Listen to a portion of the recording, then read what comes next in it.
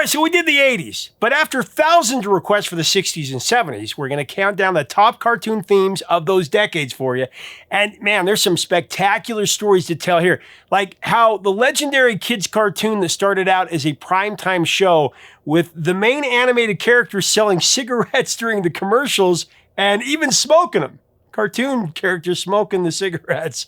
And then there's the famous voice actor who fell into a coma after a head-on collision, but then his doctors began talking to him as if he were a cartoon character, and he came back to life. Find out which character brought him back from death's door. And then there's the 70s cartoon about superheroes that were not allowed to animate any violence. They weren't even allowed to throw a punch, so they had to find, let's say, very creative ways to bring the villains to justice.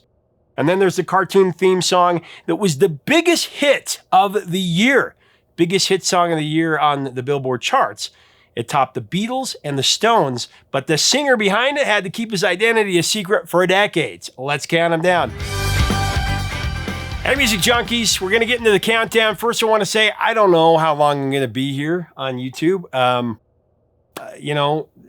They're not putting my content in front of my own people. I don't know what to say about that. I'm getting the same kinds of impressions I used to get when I first started on YouTube. But if you're not finding my stuff, search me on YouTube. Hopefully you see this. But anyway, I don't know. We're going to do our best. I'm going to keep going. I love what I do. But man, there's been so many changes. I don't know. I feel like I'm being kind of pushed out and they're burying me a little bit. But we'll just keep going and see where we end up. All right, we're going to start things off at number 8. And for this one, I'm giving you a 2-for-1 deal. We're traveling back in time to catch up with a modern Stone Age family, and we're going to blast into the future for their space age counterpart. Of course, you're going to know who it is. I've got the Flintstones and the Jetsons themes. Classics, right? Flintstones, meet the Flintstones. Meet George Jetson. Debuting in black and white in 1960, the Flintstones featuring Fred and Wilma and Barney and Betty, it was heavily inspired by the popular live-action sitcom The Honeymooners, right? Jackie Gleason. The Honeymooners. In fact, William Hanna of Hanna-Barbera fame would say, at the time, The Honeymooners was the most popular show on the air. For my bill, it was the funniest show on the air, and that influenced greatly what we did with the Flintstones. We use that as a kind of a basis for the concept, and you can, of course, tell if you're a fan of either show or both. Hanna-Barbera even hired live-action writers Herbert Finn and Sidney Zelinka from The Honeymooners to nail the dialogue on the show. Now, originally pitched under the title The Flagstones, the series made TV history as the first animated program to air in primetime. And before it became a childhood staple, the Flintstones was actually sponsored by Winston Cigarettes, featuring ads with Fred and Barney smoking it up. Smoke up, Johnny. I got a carton of cigarettes. The old man grabbed me and said, "Hey, smoke up, Johnny." They'd strike matches against prehistoric rocks, light up, and sing the slogan, Winston tastes good like a cigarette should. Winston tastes good like a cigarette should. But that partnership ended in 1963 when Wilma became pregnant with Pebbles. Now, as far as the Flintstones theme song goes, though, the first 2 seasons used an instrumental piece called Rise and Shine.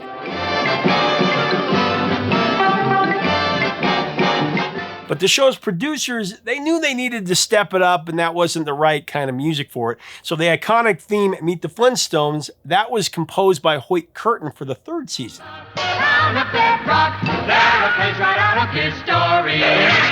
Later in syndication, of course, it was retroactively added to the opening and ending credits of the earlier seasons. The vocals for Meet the Flintstones, those were performed by the Randy Van Horn Singers, accompanied by a 22-piece big band.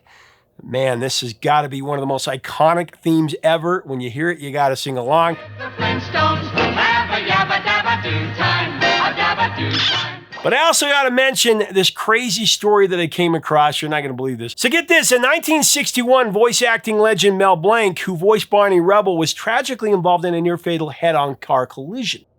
It actually put him in a coma for weeks. They didn't know what was going to happen. Mel was completely unresponsive until one of his neurologists began addressing him by the cartoon characters that he had voiced. "How you feeling today, Bugs Bunny?" And after a pause, Mel answered, "Just fine, Doc. How are you?" Me. What's up, Doc? The doctor asked Tweety if he was there too, and Mel replied, I taught a putty tat. Can't really do a very good impression there. I tore a putty tat. That was the beginning of Mel Blanc's road to recovery. Once he returned to consciousness, Mel was so eager to get back to work he began recording Barney's lines from the hospital bed. This is while he was encased in a full-body cast. Crazy. Well, because the Flintstones was such a hit, of course, Hanna-Barbera decided to make another primetime cartoon, The Jetsons. It was essentially the same idea, except set in the future, featuring George, Jane, Judy, and Elroy Jetson. His boy Elroy. The show was another success, though on a smaller scale. The Jetsons premiered on ABC in 1962 and ran for 24 episodes. But loaded with flying cars, conveyor belts, and robot maids, who didn't love this one? And who didn't dream of a future like that?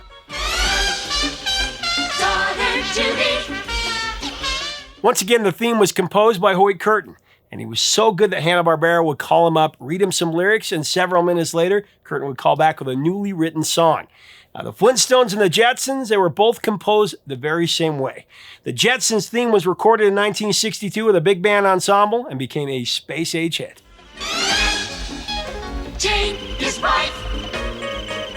All right, coming in at number 7, I've got the silent pink sensation that stole the show from comedic actor Peter Sellers. It's the Pink Panther cartoon and the Henry Mancini theme song to go along with it.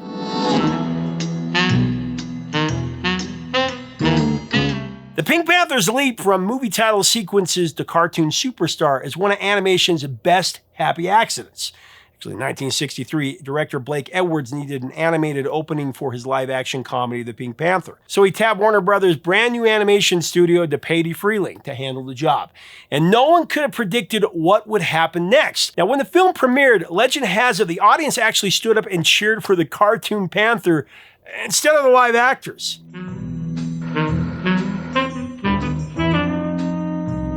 That overwhelming response told UA, United Artists, everything that they needed to know. They immediately signed the creators to a multi-year contract to start producing theatrical shorts.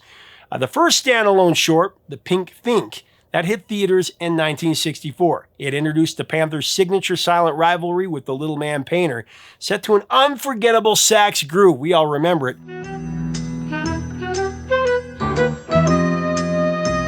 The short was so good, it actually won the Academy Award for Best Animated Short Film, launching a franchise that spanned decades.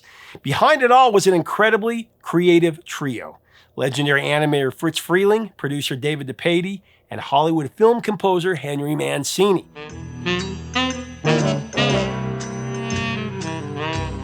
Freeling explained that the Panther's silent approach, that was intentional.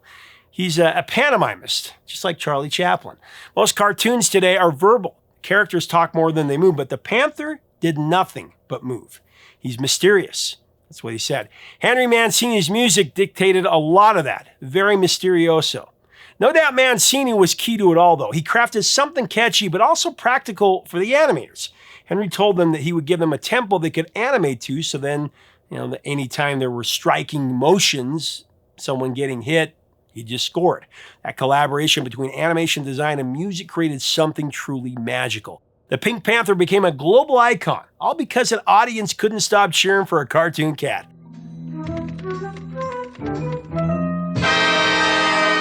Said Henry Mancini about it, they finished the sequence and I looked at it. All the accents and the music were timed to actions on the screen. The brass accents and, of course, the theme worked perfectly with the little dead ant figure as it came to be known in the beginning of the piece. Henry Mancini further explained that the specific rhythmic stings at the beginning of the track, the sharp da-da, da-da, those were timed specifically to a storyboard of the Panther stepping on a dead ant. Dead ant, dead ant, dead ant, dead ant. That's how it went.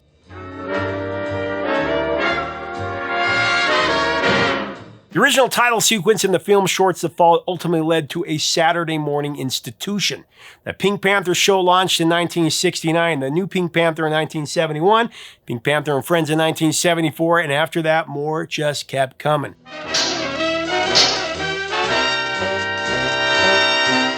As the decades progressed, the Pink Panther silhouette has become a ubiquitous symbol in global pop culture. The Pink Panther is the ultimate silent influencer, I guess you could say. I love Pink Panther.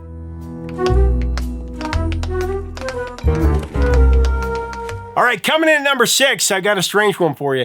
It's the Star Blazers theme from the show that introduced American kids to a whole new kind of storytelling. Our Star Blazers! The Star Blazers story, that starts in Japan in 1974 with a groundbreaking series called Space Battleship Yamato. It would feature 3 installments and is one of Japan's most influential anime series. Producer Yoshinobu Nishizaki and legendary manga artist Leiji Matsumoto created something revolutionary for Japanese TV. A sophisticated, serialized space opera aimed at older audiences.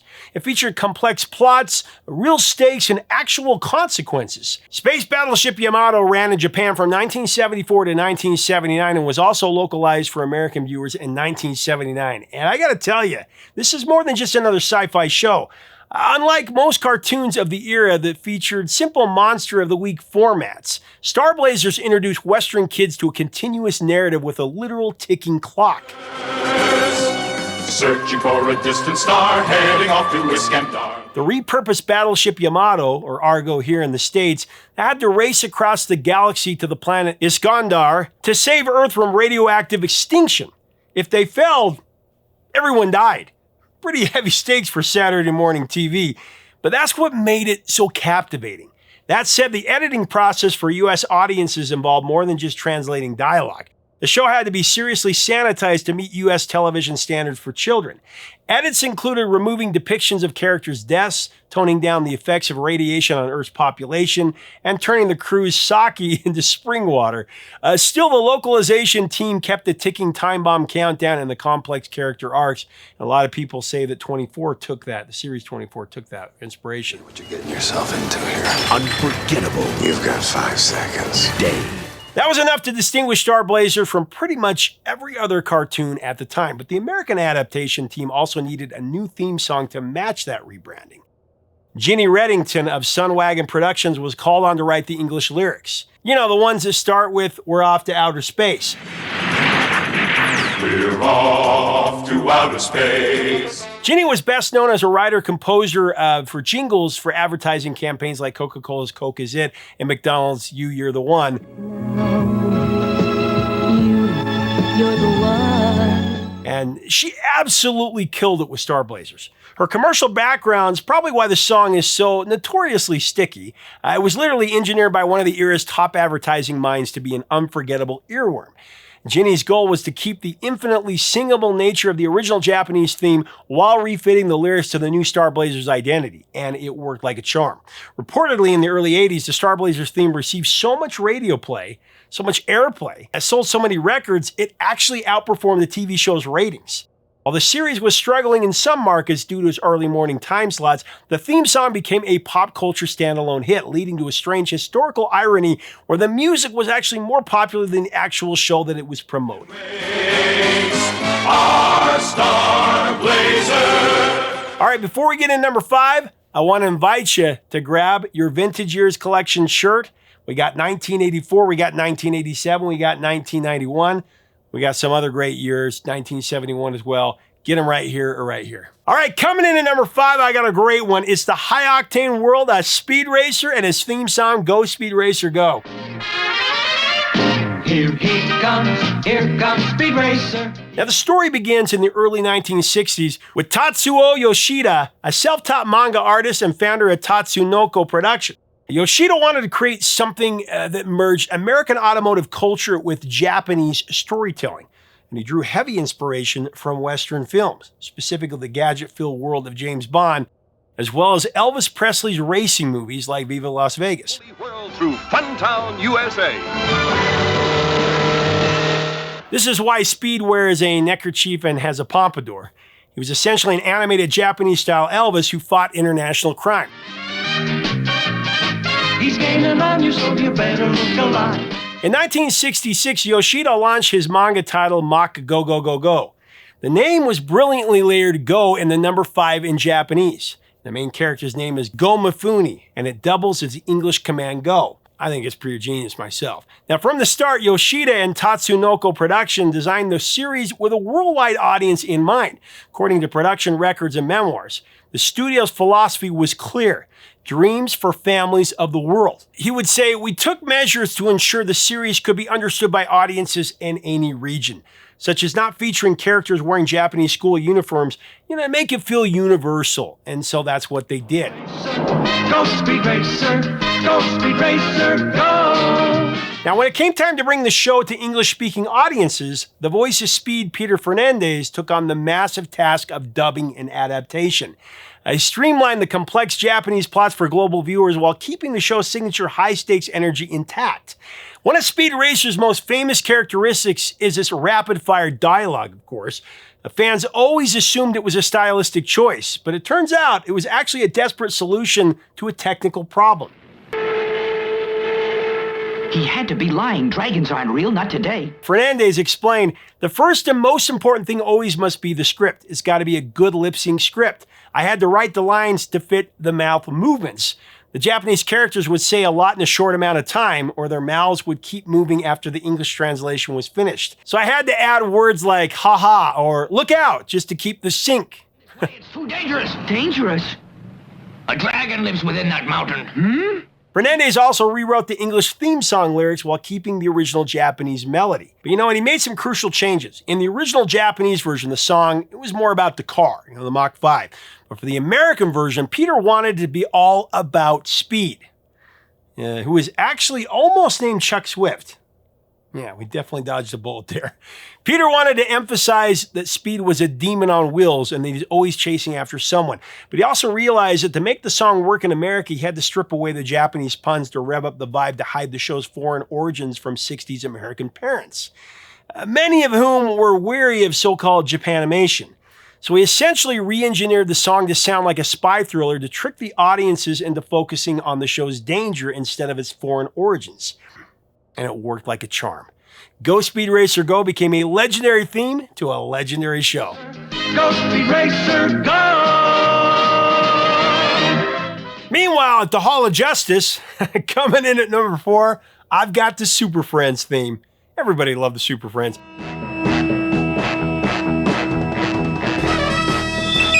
So the road to Super Friends, that started with a major problem. In the early 70s, groups like Action for Children's Television, they were putting major pressure on networks to tone down cartoon violence. So Tom and Jerry.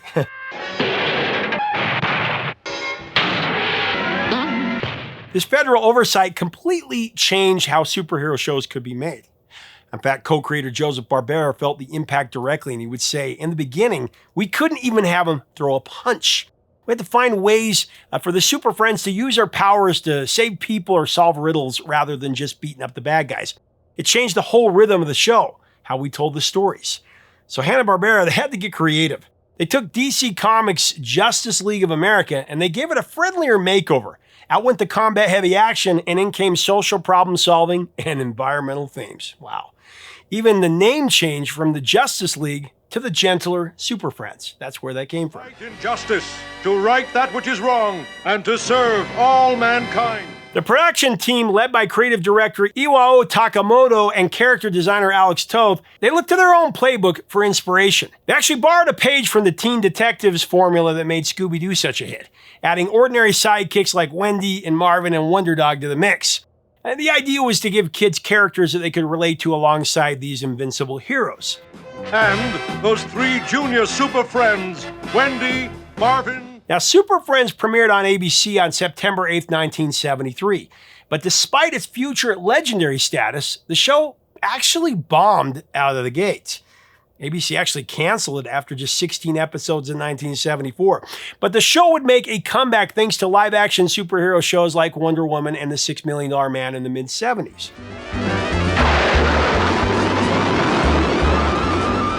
Yeah, suddenly superheroes, they were hot again. So Hanna-Barbera revived Super Friends, and this time it stuck around for years through various iterations. In just the 70s, you have the all-new Super Friends Hour in 77, Challenge of the Super Friends in 78, and the World's Greatest Super Friends in 1979. The Challenge of the Super Friends.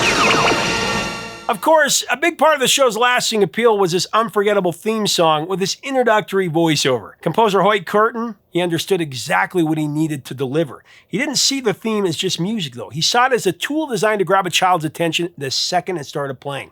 As Hoyt explained, the theme song has to be a shout. It has to tell the kids, it's starting, run to the TV. We used the brass to give it that heroic, larger-than-life feeling because these weren't just characters. They were icons. And of course, he was right. That brass-heavy theme became instantly recognizable. Told you everything you needed to know in seconds. These really were the world's greatest heroes, ready to save the day. Gathered together from the cosmic reaches of the universe. Get this, every iteration of Super Friends during the 70s was composed by Hoyt Curtin. He used a specific audio hook strategy to make sure all the different intros were linked. This rising brass motif became the musical signature for the brand. No matter the year, you could always hear that Super Friends progression hidden in that arrangement. What changed the most from theme to theme, though, was the narration of the characters' introductions. As the cast grew to a massive 11-member roster in the Challenge era, it was inevitable that there would have to be some changes. And the Wonder Twins, Sand and Jaina, with their space monkey, Bleak.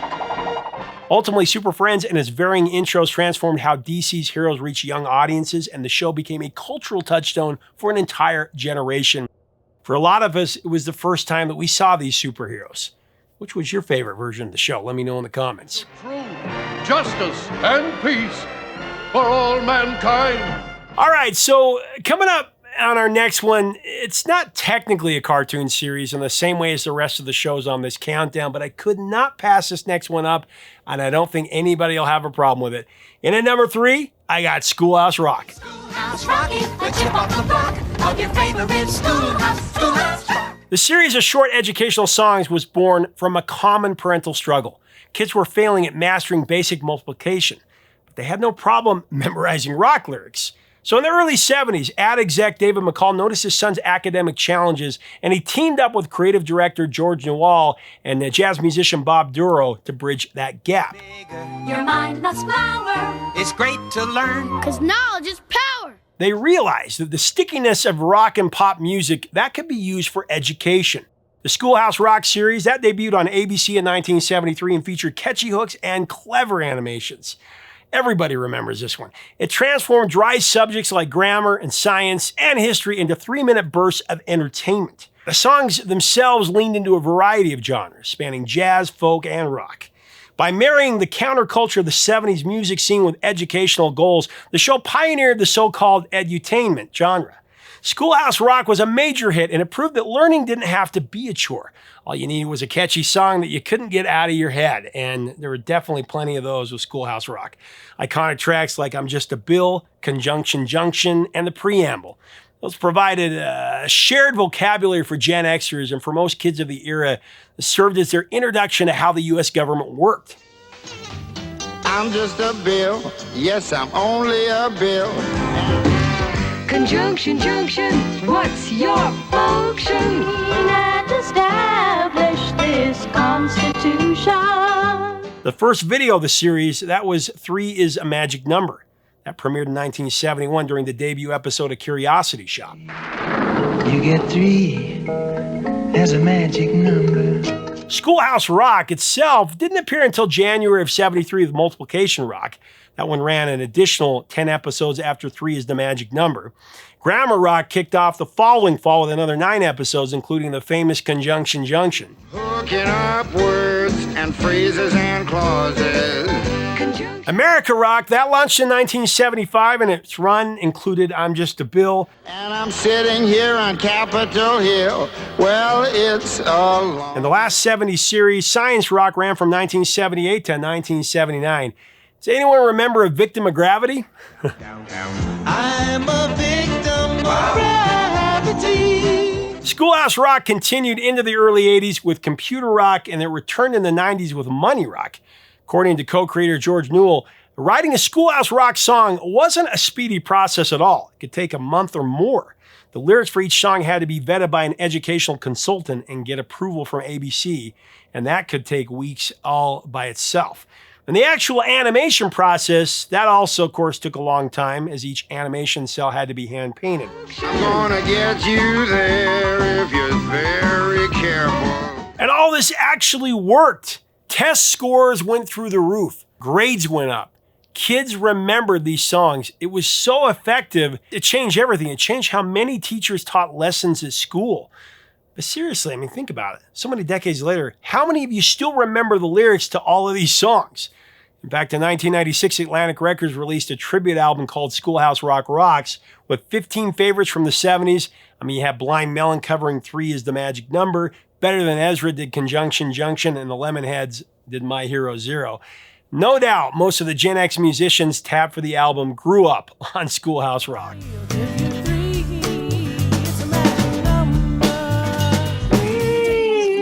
Johnson Junction, what's your function?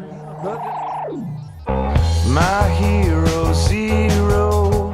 All right, coming in at number 2, it's time to play the music. It's time to light the lights. It's time to meet the Muppets on the Muppet Show tonight. It's time to light the light.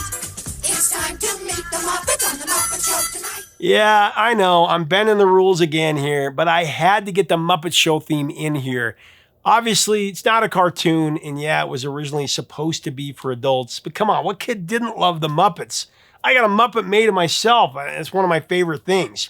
All right, the origins of the Muppet Show, of course, begin with a great Jim Henson, the late Jim Henson. Following the success of Sesame Street, Henson found himself typecast by American networks as a preschool entertainer.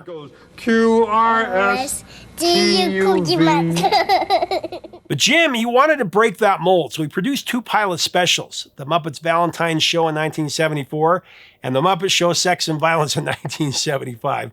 He was definitely not targeting children there. Just listen to that crowd. We have a fantastic bunch of sadists here tonight. The crazy thing is, no one was interested. All 3 major US networks passed on the series. So Jim Henson went to England, where he linked up with British media mogul Lou Grade. There, Jim Henson was given the creative freedom and the budget that he was hoping for. The Muppets leaned into the variety show format, complete with guest stars, vaudeville-style sketches, and meta-commentary from Statler and Waldorf, my favorite. It's time to get things started. Well, ain't the old opening better? And with it, Jim Henson perfectly bridged the gap between childhood wonder and adult wit. The Muppet Show ran from 1976 to 1981 for a total of 5 seasons and 120 episodes, and it was the biggest show on TV. Didn't get canceled, they just quit. No doubt the theme song was a big part of the show's success. It was actually written by Jim Henson and Sam Pottle, who wrote the Sesame Street and for Broadway. And the Muppet Show theme, that was a perfect introduction to the happy chaos that was the Muppets. So the opening sequence changed every single season, but the main concept remained intact. Each episode began with the Muppet Show logo with the O, and then opening to reveal, of course, Kermit the Frog, who announced, "It's the Muppet Show with our very special guest star." And then he'd say it, "It's my best Kermit." Whoever it was for that episode, you see, "It's the Muppet Show with our very special guest star, Mr. Steve Martin."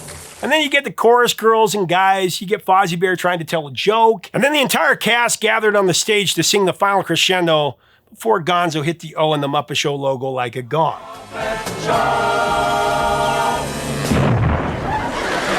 Though the opening evolved visually over the show's 5 seasons, the musical composition remained more or less the same. The Muppet Show theme is an impressive lesson in musical economy. It blends Broadway flair with jazz theory.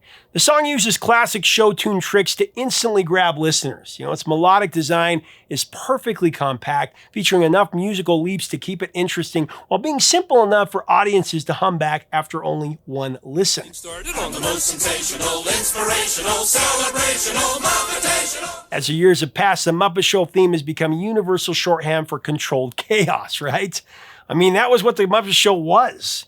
Well, probably more chaos than control if you think about it, but it's a nostalgic earworm that takes us back to those great moments. Decades later, it continues to be re-recorded and parodied, serving as a blueprint of how a 60-second piece of music can sum up the soul of an entire franchise.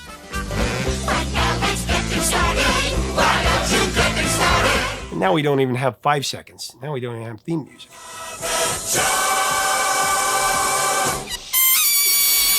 All right, just a quick honorable mention, a couple of them. I want to give some shout outs here because there were a lot of worthy cartoon themes up for consideration. First off, there's the theme from the Archie show, which debuted in 1968. Everything's Archie. The show came out of a desire to merge Saturday morning cartoons with popular music. This led to the formation of the fictional band The Archies, whose real-world hit Sugar Sugar topped the charts in 1969. It's actually the biggest song of that year. Honey, sugar, sugar. Sung by Ron Dante, whose identity was kept a secret for years. In fact, he sang in another imaginary band called the Cufflinks, who had a top 10 hit at the very same time as Sugar Sugar when it was at number 1. It was called Tracy. Tracy, never let go. But he couldn't share his identity. How would you like to be Ron? He had 2 top 10 hits at the very same time, and he sang the biggest hit of the year in Sugar Sugar, and he had to keep it a secret for years. It was bigger than the Beatles or the Stones that year. Girl, and you got me wanting you. Was it hard being anonymous? Because here you have the biggest song of the year, everybody's playing it. It wasn't difficult at all. By then I was a pro. Yeah. I was doing jingle sessions, singing commercials every day. I was doing backgrounds for other people. I was used to being anonymous, but it was my business, it was my craft. I just wanted to sing. Come on, let's go with the Archie Show. I gotta mention Josie and the Pussycats as well, created by Dan DeCarlo for Archie Comics in 1963. The characters were adapted into a Saturday morning cartoon by Hanna-Barbera in 1970. Of course, the show's inception was heavily influenced by the success of the Archie show, wanting to replicate that formula. The producer formed a real-life musical trio to record the soundtrack. Notably, the show made history by featuring Valerie Brown, the first black female character in a regular Saturday morning cartoon role voiced by Patrice Holloway.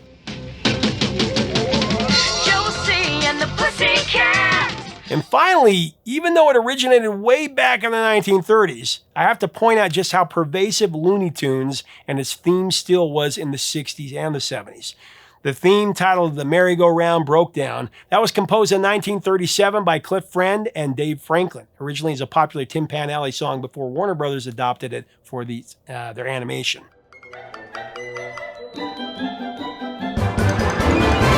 Of course, it's whimsical, it's frantic, it's a great arrangement, and the stuttering "That's All Folks" sign out by Porky Pig, stuff of pure nostalgia. That's all, folks. All right, here we are at number 1. Can you guess what it is? One of the biggest cartoon franchises of all time. I gotta go with Scooby-Doo.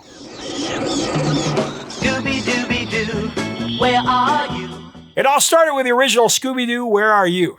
And this would be the first of so many Scooby shows to come. I mean, just doing a quick check, it looks like we're up to 14 different television series with another one in the works right now. And no joke, between animated televisions and theatrical releases and also live action versions, I've counted about 50 movies for the franchise.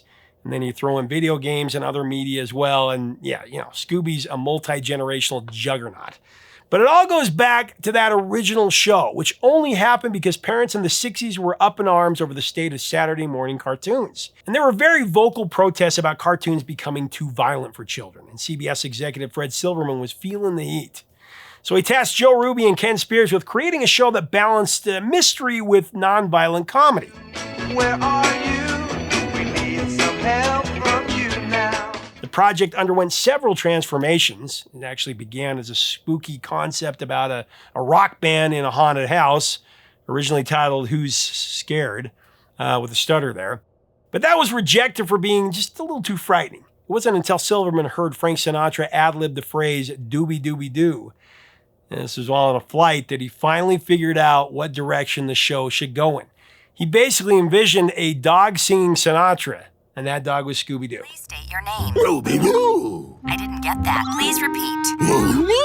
Said Ruby, and I quote, "We were originally doing a scary show, but then Fred Silverman said, no, we gotta have a dog in it, and it's gotta be funny. So we went back to the drawing board and came up with the dog, and that changed the whole flavor of the show. By leaning into the cowardly dog trope and the comedic chemistry of the group, the whole thing just came together. But a show about a group of meddling kids and a cowardly Great Dane, that was not a sure bet. At least not until they nailed down the theme song, written by David Mook and Ben Rowley. The Scooby theme was one of the last things to fall into place. It gave the show its personality and that 60s pop feel that Silverman needed to compete with the Archies. Where are you? We got some work to do now. Now, the theme was initially performed by Larry Marks for the first season. Said Marks, he said, I got the gig because I had a 3.5 octave range so I could do girls' parts. I was handy to have around the studio. When the theme was written for Scooby-Doo, my boss said, I want you to do the vocals. However, as handy as he was to have around the studio, the Scooby thing, that was just a one-time gig. Larry knew next to nothing about the show. He hadn't seen any of the characters, even any of the animations. It was really just a last-minute thing. Larry cut his lead and backing vocals on Wednesday, and the first episode aired just days later on a Saturday. However, by season 2, Marks was out and Austin Roberts was in. And Scooby-Doo, if you come through, you're gonna have yourself a Scooby snack. He also performed the bubblegum pop songs played during the show's chase sequences.